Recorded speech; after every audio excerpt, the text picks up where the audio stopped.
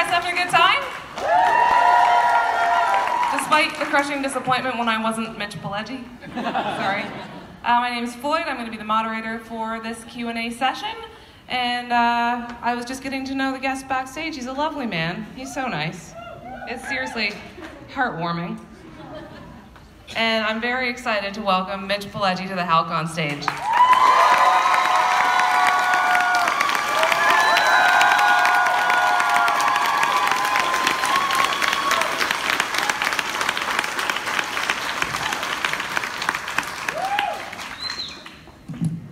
He found it quicker than Jim Beaver did. Well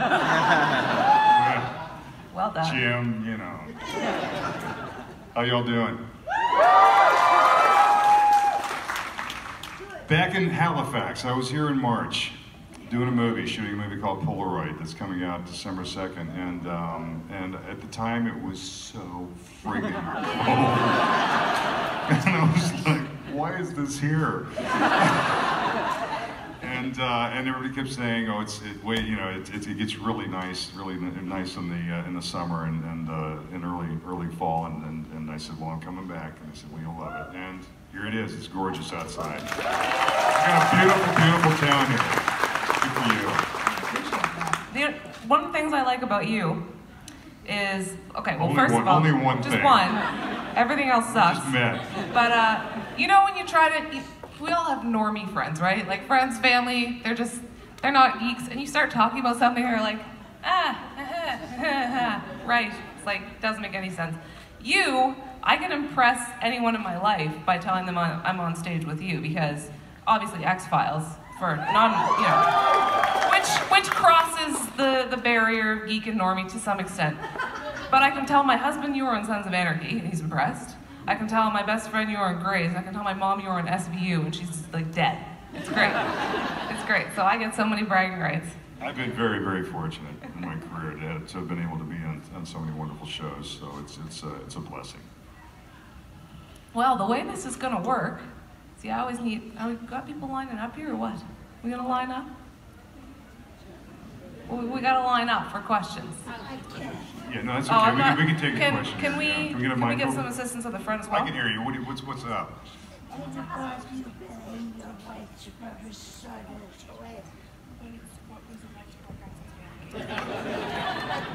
What a guy. Let me get that again.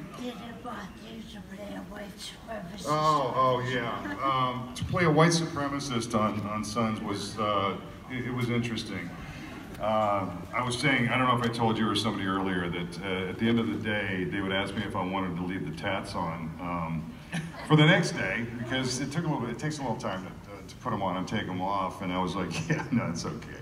I don't want to go home to my 5-6-year-old daughter and with a swastika on my neck. She'll go, Daddy, that's so cool. What's that? Yeah, that's not cool. But yeah, so it was a great, very, very interesting character to play. It was because it was hard for me to, when I was doing interviews, I couldn't say, yeah, these white supremacists suck, I was like, these guys are, but because I don't know what's going to happen with a white supremacist, coming to the door and going, hey, dude, what? But then again, some of the dialogue that I had was very racist, and it was hard. It was hard sometimes, but it was an interesting, as an actor, it was a really interesting. Thank you. Did we flip the coin for sides? Who's going first? That's over there, you. Okay. Oh, apparently me again. Actually, I thought it was going to be digging deep, but they actually showed it in the startup reel. Shocker. Based on that, you've had the chance to play strange and bizarre characters from the start. I was wondering, if you hadn't got cast as Skinner, were there any of the monsters or freaks of the week that ended up being in X-Files that you would have you would have wanted to play if you hadn't got that role? Oh, that's a good question. You put a little thought into that. Good for you. Next.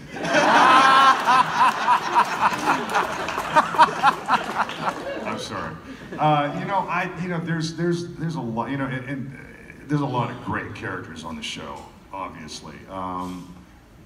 To pick one, I don't know. I mean, right now, it's like we're shooting 10 episodes, and there's some great they've written some really cool characters in these episodes, and then the guest stars that are coming in to play them, I'm like going, oh man, you're so lucky. This is such a great character for you to come in and play. It's like one of those wonderful X-Files guest stars that they write, and that they do such an amazing job writing. Especially like you got Darren Morgan writing these episodes that are just like so off the wall. We're shooting one of Darren's episodes right now. And it's nuts. I mean, it's just nuts. I did my first Darren Morgan and Glenn Morgan, believe it or not, episode in these the ones we're shooting now, and it was the first time that I over all the years that I did the X-Files that I was ever. And Darren was I never knew what to write for Skinner because my writing is so off the wall and so when we were shooting the other day, he was like, okay. I'm gonna let you do one take like you're gonna do it, and then I'm gonna tell you how I want you to do it. And I was like, okay, all right. So I did my take, and then he goes, okay, now I want to peel you off the ceiling. I want you to be so big, so big. And I was like, oh my God, Darren, I can't do that. And he goes, yeah, you can. And so I did one, and I did it really huge, and it was like David was off camera, and he was just laughing his ass off doing it. And then Darren goes, okay, that was great. Okay, now make it even bigger. And I said, dude, this is Skinner. So anyway, I made it bigger, and then Darren was falling on the ground. It was a lot of fun. It was a lot of fun to do, and very different, very different for Skinner. So it's going to be interesting to see how it turns out. Thank you. But as far as there's a lot of characters. It would be a lot of fun to play on that show. They just do such a wonderful job creating these amazing characters on the show. Hi. Hi there. I was just wondering, Sons of Anarchy is one of my all-time favorite shows. What was it like to work on Sons and with Kurt Sutter? It was great. It was I came in intermittently and did episodes. I was doing a lot of other stuff at the time, so they didn't know if they could write for me, if I was going to be available. And I wish I'd been able to do more episodes on the show. Kurt was great. When I auditioned for the character, when I walked into the office, Kurt was sitting there, and he immediately goes, "I'm a big fan." And invariably, every time I go into a casting session and somebody tells me I'm a big fan, that they're a big fan, I don't get the job. Because to me, I'm so ingrained in their mind and whatever character they're a big fan for, that it just doesn't happen. But this was a case where Kurt did cast me, and I had a great time. The whole cast was absolutely wonderful. I still, every time I see him, I saw Tommy Flanagan at one of these things recently, and I run into Kim and Theo, and I don't see Booney very much, but I haven't seen Charlie in a while. But there's such great people and so much fun to be around, and it was a tough character, but it was a good character to play. Yeah, you played him excellently. Thank you. All right, thank you. Hi. Hi. Floyd touched on this a bit. You've been in a lot of different genres, not just the geek stuff, the sci-fi and the fantasy. Do you have a favorite genre to work in? Are there different challenges, or is acting across the board? Whichever one pays the most. If they were all paid the same. I like playing a character that's written well. I like it if it's a good story, a good script, a good character. I did an episode of Criminal Minds where I got to play probably one of my favorite roles that I've ever done. And it was because it was so different from what I'm usually cast as. It was a very, very broken man, and it was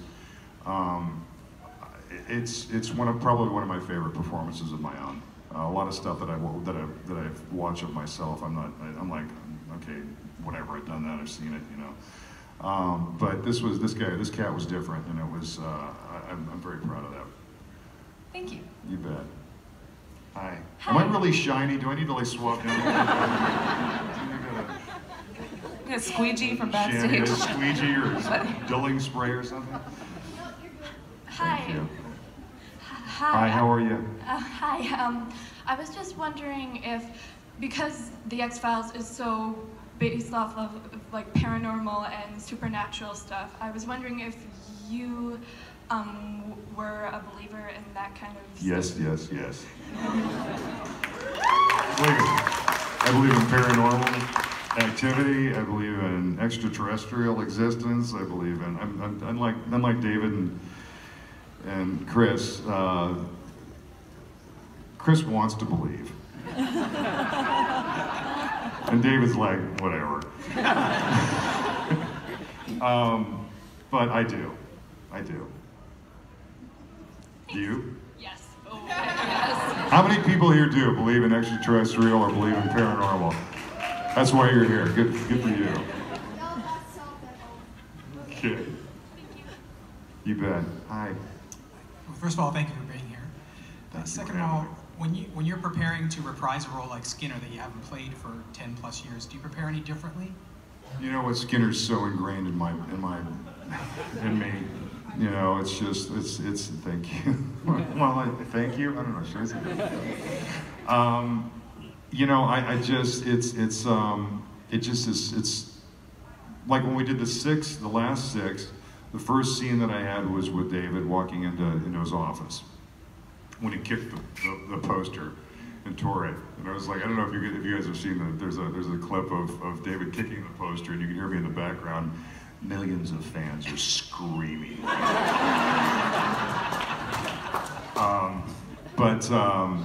You know, it felt so natural and it felt so right, and it felt just, I mean, it's like we did it for so long, and those characters are just kind of ingrained in us, and I think we all just fall right back into it really pretty easily. Yeah, I mean, it's such a treat to be able to go out to go back and play, for me to play this character again, and to work with David and Jillian and Bill, and I worked with Annabeth again recently, so that was awesome. I wish that Nick Lee was still. I wish I hadn't shot him in the head, because I would love to interact with Krychek again. And Nick is a good friend of mine, and I love him to death. And I'm so sorry that he's dead. Thank you. You bet. Yeah, no, he's dead. Chris said if he put on like 300 pounds, he could come back onto the show. Hi, I recall a while back you did a series of specials where you were revealing the secrets of magicians. I didn't do that. It was an illusion. Illusions, yes. I've often wondered if you got any repercussions from that from people in the industry. Yeah. Yeah, I was pretty much banned from the Magic Castle in Los Angeles. And I had a lot of friends that were magicians.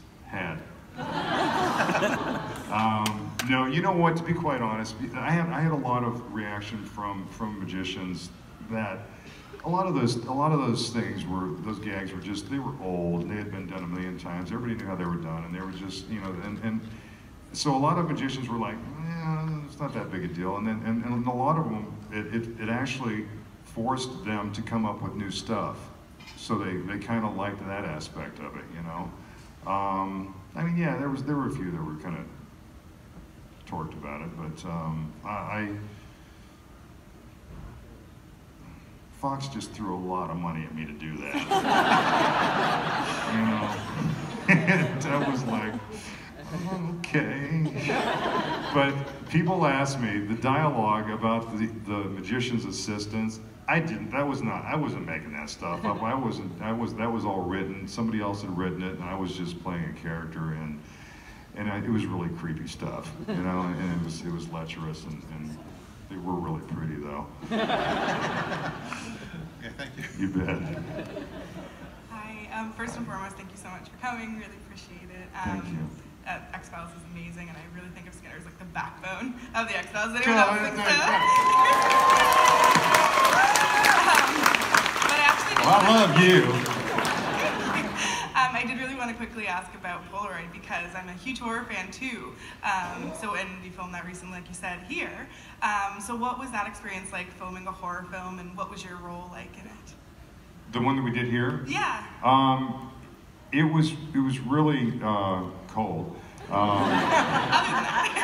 It was really cool because I was working with Lars Klevberg, who's a Norwegian director, who his passion for what he was doing was just palpable. It was like it was wonderful being around him because he was so invested in. He wrote this, and he had done a short on it,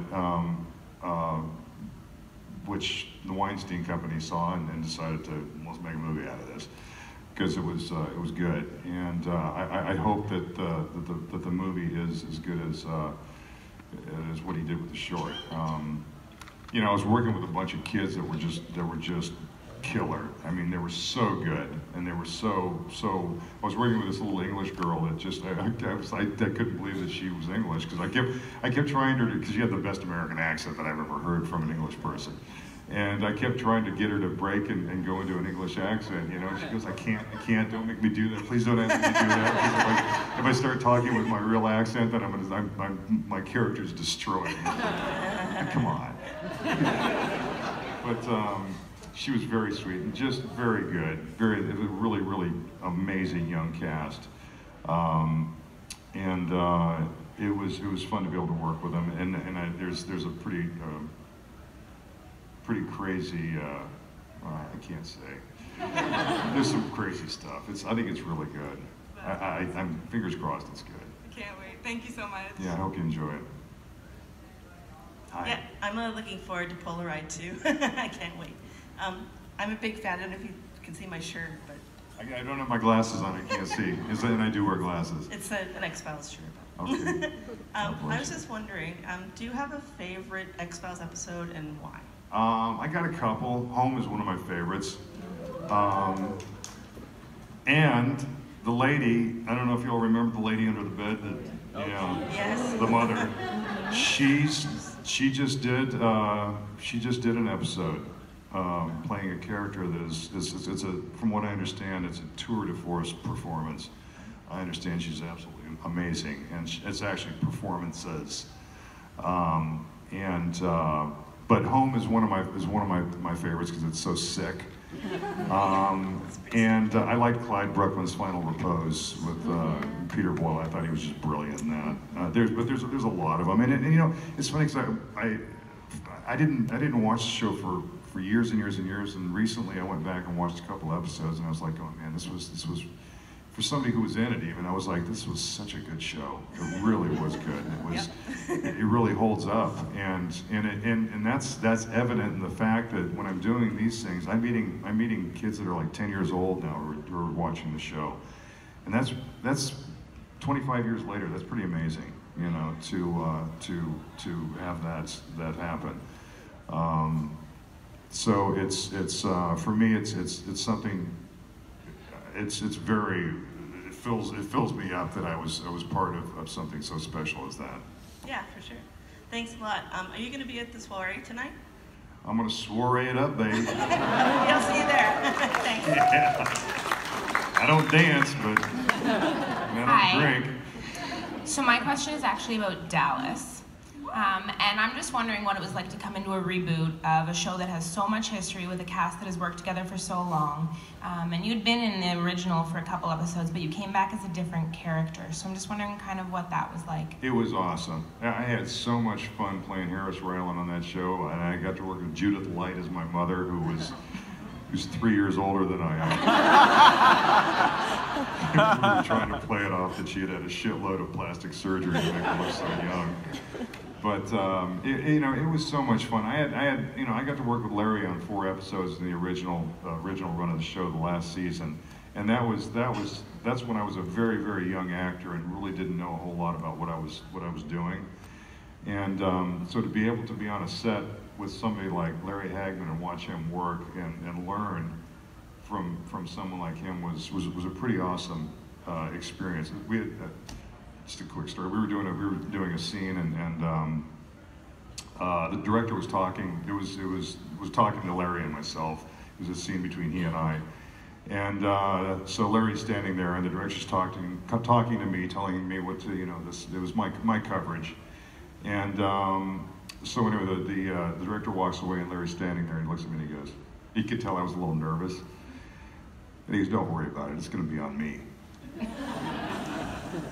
Which I love that. I use that line to this day with young actors. I'm like, "Don't worry about it, the shot's gonna be on me."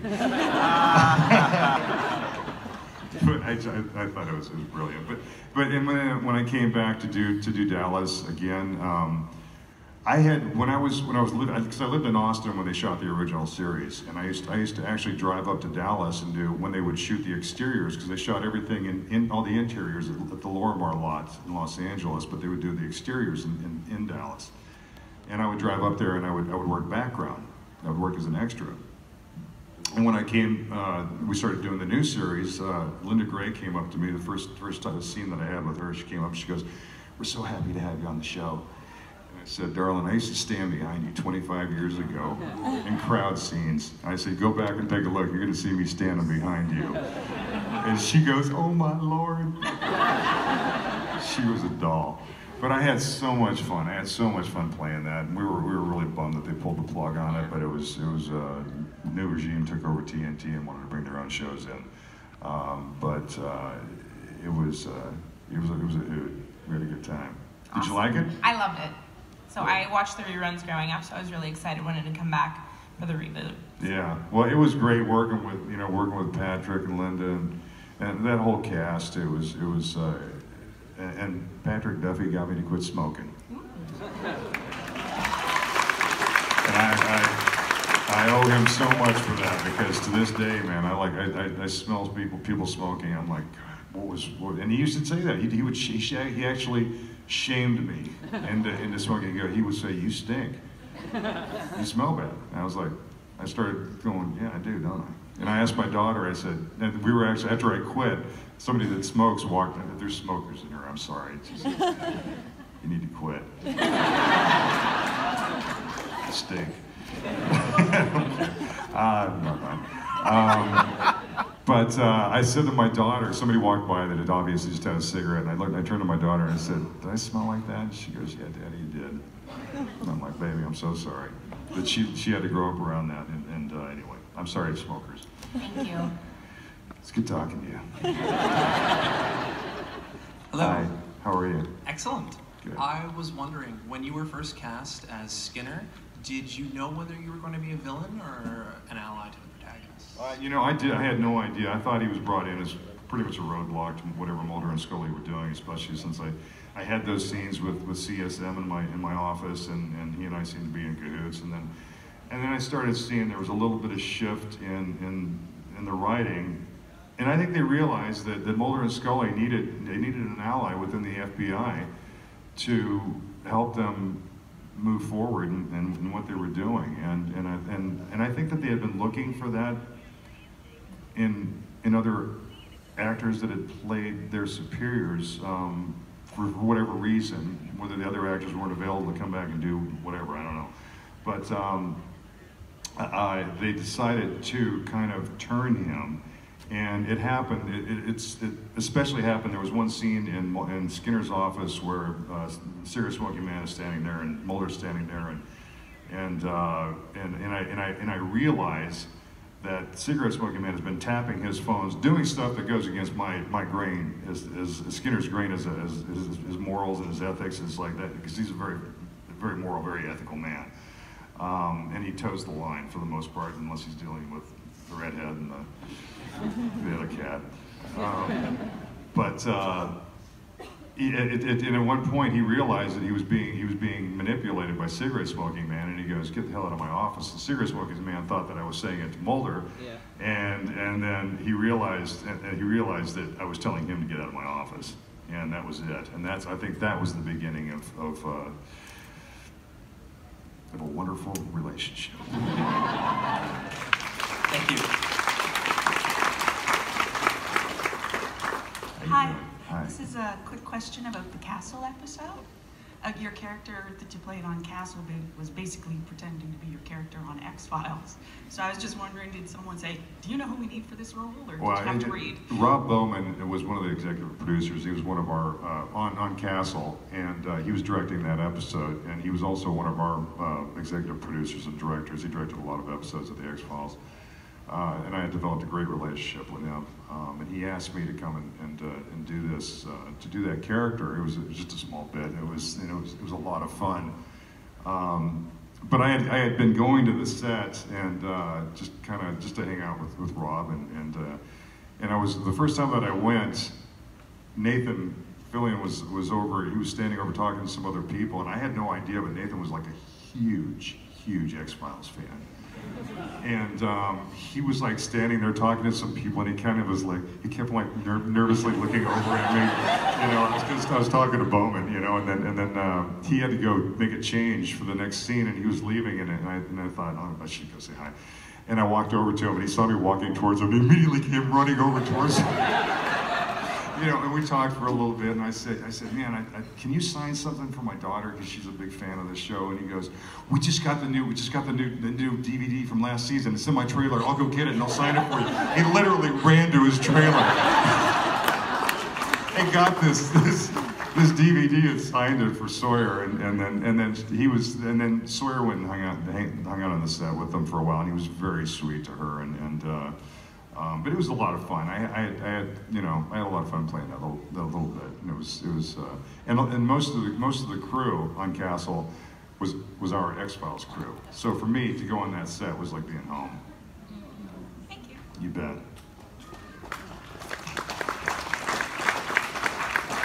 Hi there. I'm really happy to have you here. Thank you.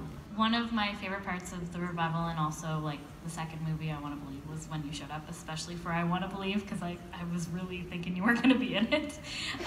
So one of the things that I didn't think I was going to be in it either. Is that the first one or the second one? The second one, like with the dog one? In the Arctic, like yeah. Yeah, no, that was one that I had no idea I was going to be in it. I didn't find out I was in it until like halfway through the shoot. And Chris called me and he goes, "When you ready to come up?" And I was like, you just am I getting a time thing here? For me, it's okay. Sorry. Yeah, so anyway, he called and he said, "Yeah, come on up." So anyway, but I didn't know I was in it until like halfway through it. Anyway, my question is, one of the things that I didn't find very satisfying about the revival, among other things obviously, was that we didn't get any kind of inkling about what Skinner had been up to, and he was such a core part of the original series, and it was really disappointing. You had mentioned you're going to be here for the next season. I'm wondering if maybe they're going to get into it a little bit more, if you're able to say. Yes. Good. Yes, they're doing some really cool stuff with Skinner, so I'm very excited. Okay, thank you. Yeah, I'll tell you what happened there with the last 6 was they had so much stuff that they had to accomplish within a short period of time, 6 episodes. They had to bring everybody up to speed, what had been going on. They had to bring all the new people that were watching it, kind of let them in on what the show was about. So there was a lot of, they had to establish a lot of stuff and get a lot of story in real quick. So there just wasn't, and believe me, I gave, especially the Morgans, I gave both of them a lot of shit about not writing for me. That's why I'm in both their episodes this time. But yeah, so it was, I was disappointed, and, but I got to hang out in Vancouver for a long period of time and collect a lot of per diem, so it was but yeah. But it's different. It's different this time. They're giving me a lot of really cool stuff to do. Hi, welcome to Halifax. I was wondering where you've been on both Supernatural and X-Files, and they both seem to deal a lot with the things that everyone's afraid of. If anything that you've seen in either show really struck home with personal fears, like personal fears? Yeah, like the Weeping Angels scared the crap out of me when I first saw them. That's Doctor Who, and then there's demons on Supernatural and kind of Monster of the Week sort of feel in X-Files, and I'm wondering if any of them were just really creepy for you personally. Well, I've just been around it for so long that it's yeah, no. When you hang out with the Peacock brothers on set, it's like. So zombie apocalypse, you're good. Yeah, I'm good. Thank you. You guys are going to be really where they go from the end of the last 6 episodes to the beginning of these it's a really friggin' cool transition. You guys are going to dig it. I hope you dig it. I thought it was brilliant. Hi. I'm not going to tell you. What is it? Hello. My question was, when you got the news about the reboot for the X-Files, were you excited? Absolutely, always. I'll play this character until I'm 65 years old, and it's like, you know, Skinner's, he should have been retired a long time ago. But, you know, as long as it's feasible for him to come back and play, for me to come back and play this character, I absolutely will. I don't know how everybody else feels about it on the show, but I have a great time doing it. We got a great group of people we work with, and I can't tell you how blessed I feel to be a part of this amazing thing. This X-Files thing. Thank you so much. You bet. Again. Hey. I just wanted to ask about, can you share any of your experiences on the movie Shocker, as well as did you anticipate the fan becomes such a cult classic? You know, Shocker I had so much fun shooting it. I have a hard time watching it because the character's so over the top. But I had a really good time shooting it and working with Wes Craven. When I went in an audition for the show, I didn't even know that it was a Wes Craven movie. And then I went in to audition for a different role, a smaller role, and then I walked in the room and Wes was like, "No, I want you to read for Horace Pinker," and I was like, "Okay." And then I had the great opportunity of working with Wes a number of times after that. But it's funny because Pete Berg, who's a big director now and played the character Jonathan in the movie. I saw him recently I hadn't seen him in a long time, but I went to one of David's doing performing at concerts. He sings and with a band. Well, they were playing in Los Angeles, and I went to one of his shows, and Pete Berg was there, and he was down. And I saw him over in the distance in a crowd, and I thought, "I'm gonna go say hi to Pete." So I was walking towards him, and as I was walking towards him, he looked at me, and his eyes started getting bigger and bigger and bigger. And then I stopped, and I go, "Do you remember me?" And he goes, "Mitch." And I said, "Yeah." And he goes, "I saw you walking towards me, and I just had this sense of impending doom." He kept thinking, "Horace Pinker's going to kill me again." It was hilarious, but it was good. It was good seeing Pete again. But I had a great time working on it. Thank you. You bet. Hi there. So when I first saw you in Atlantis, I'm sorry to say I didn't like you, but by the end, I really wanted you to be the director. So I was just curious, do you strive for character development, or do you just kind of like a laissez-faire attitude? No, yeah. As an actor, I love for a character to develop and to go into new directions, or to, yeah. I love bringing a character to life and giving him making him organic and making him as real as possible, and hopefully they give you the storylines to do that with. If I had a laissez-faire attitude about it, I shouldn't be doing this. Yes, that's true. Well, thank you. You bet. Hi. Hi. I just wanted to say thanks for coming to Halcon. I really liked you, I'm a Stargate fan, so I just want to say, you were great in Stargate. Thank you. And I just wanted to know if you, had any kind of interesting or, funny stories that happened maybe on the set of, I'm going to say Supernatural or Stargate, because with Supernatural, Well, I mean, the guys, stories. the boys are children, so. If they did anything that was like, oh my God. Oh, hey, all the time. I mean, probably Jim's got more stories than I do because I wasn't there as much as he was. But they're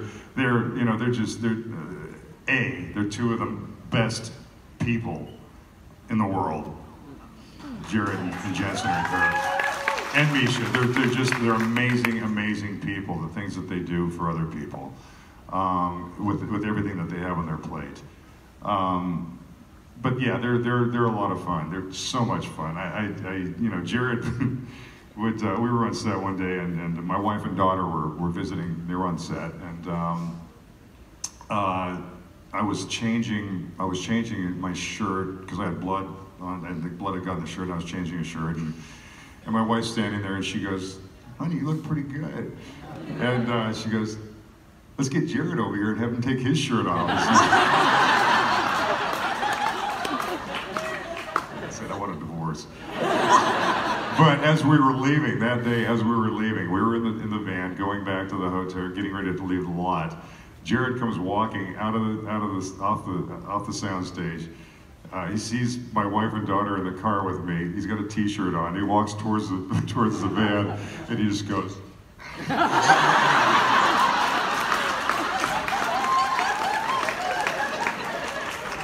said, "I hate you." I mean, those guys, they've got a gym in a trailer on the lot, and it's like, I walked into it one time, and there was a bench press bar, and I was like, there were so many plates on it, I was like, who is throwing this kind of weight around? Well, both of them are. I was like, you know, they're 12. But it's, yeah, and Stargate, I had a spaceship. You were awesome on that. Like when I saw you, I'm an old X-Files fan, so when I started watching Stargate and I saw you, I'm like, yes. I got to get my Captain Kirk on. You bet. We are quite low on time, so we can probably take these last two questions if we keep them pretty short. And one of them is Scully. You look great, darling. Thank you. Hello again. We met at the autographs. So my question today, seeing as the X-Files is so heavily rooted in the paranormal and conspiracy, and you said you're a believer in these things, I'm wondering, did anything spooky ever happen on set? We shoot at an insane asylum called Riverview. It's a closed down insane asylum, and it's creepy. It's really creepy. And we shoot sometimes until like 4 o'clock in the morning in this place. And it's like, you don't go walking around by yourself in the dark in any of these places, because people have seen and heard some really strange things. I have not seen, I mean, I was gonna say it raises the hair on the back of my neck, but it doesn't. There's no hair there. Came right off. It's just gone. So scary. Your husband's a barber, and I said, well, I don't think you can help me out. Yeah. So I mean, there's some spooky stuff goes on out there. It's creepy. It's really, really, really creepy. Because I mean, like paint's peeling off the wall. It's just got this, and they use it for everything. Everything now. A lot of shows shoot out there. Thank you so much. I can't wait to see you in the next season. Thank you. I can't wait for you to see me. Hello, can you hear me? I can hear you. Okay. You were actually my favorite episode of Criminal Minds, and I was wondering what was it like filming that episode. That was the one that I was talking about earlier, and it was, I originally was not cast in the role. They had cast somebody else, and for whatever reason they weren't able to do it. And the director I had worked with on another project, I worked with him on Supernatural actually, and he called me and asked me if I would come in and do this role, and I was like, I didn't even look at the script. I said, sure, I'd love to work with you again. And then I got the script, and I was like, okay, this is like really so different from anything that I normally play, and I was very, very excited about it. He said, I'm going to give you one direction. He goes, you just have to, because I'm a pretty big physical guy. He goes, you just have to make yourself very small. And I knew what he was saying, because obviously I can't make myself physically smaller, but it was just make this guy small in his psyche and his essence, and that's what I strove to do with this guy, and I think it's probably the most focus as far as prepping myself for a character that I've ever had, and and like I said, I was very, very happy with the results. It was I think it was a heartbreaking role, and my daughter watches it, and every time she watches the end of it, she cries, and it affects me too. And having a daughter and playing that character really helped me get to where I needed to go with him, and it broke my heart. Thank you. You bet. You guys, it's been great. I'm sorry, you go ahead. No, that's it. All I wanted to add was that now every time I'm having a bad day, I'm going to picture Nathan Fillion scurrying excitedly to his trailer. 80 Skinner, 80 Skinner. Yeah. It was so geeky. It was hilarious.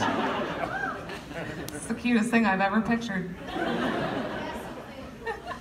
Thank you so much. I think that we've all had a really, really great time here at your Q&A. We're really excited to come to Halcon. Thank you all very, very, very much. Have a great time, okay?